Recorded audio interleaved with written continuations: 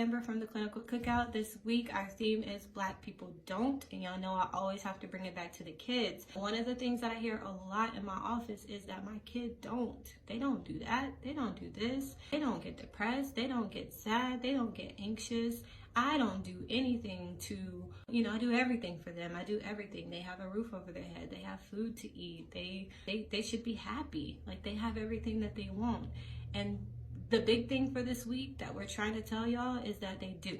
So, I always have to bring it back to the kids. So I want to very quickly just go into just a couple of things that your kids do experience. All right, so one of the big things is that, your household may be ran very well. Your kids may have everything that they could ever want and need. They may get a lot of attention from you. But the thing that you cannot ignore is the outside world. These days, kids and teenagers are exposed to a lot through social media. So even if it's not something that you as a parent have done to your child, they have experiences. Some kids are mean these days. They get bullied. They are told things about themselves. You're not good enough. You suck. Your skin is black. Ew, you're dirty. Things like that are being said to our children. So one of the big things that you can do is check in with your kid. When they say that they're depressed, when you see that they're isolating, when they say they're anxious, they're worried about something, try to dig in a little deeper and figure out, what is this coming from?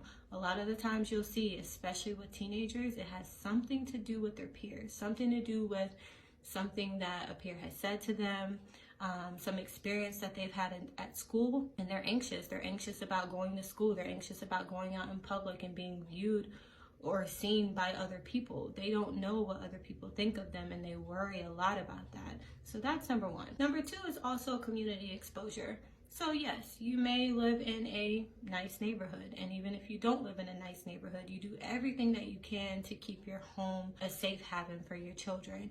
But they will be exposed to things in the community. Your child could just be riding in the car with you and look over and see something that's happening in the community. There are children who have been exposed to violence, secondary exposure, even if it hasn't happened to them. They have witnessed it and they have vicariously experienced it, and that can make a child anxious. That can make them depressed. So even though your child should be happy, you are giving them everything that they need. They have been exposed to things in the community and on social media, on TV, in the news. They're being exposed to these things, and their brains aren't quite to the point where they can process whether this is something that could actually happen to me or whether this is just something that has happened in another area and it's not close to me. You'll see that kids worry a lot about things that they have seen. And the last thing I want to say is that not only are kids exposed to things in the community through media, they're also exposed to things in their own home.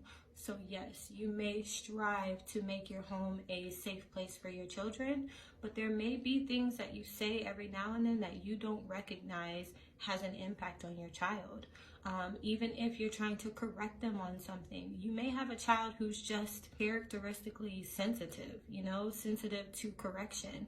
And without you recognizing that, you may tell them like, oh no, that's wrong. Like, you don't do it like that. This is how you do it.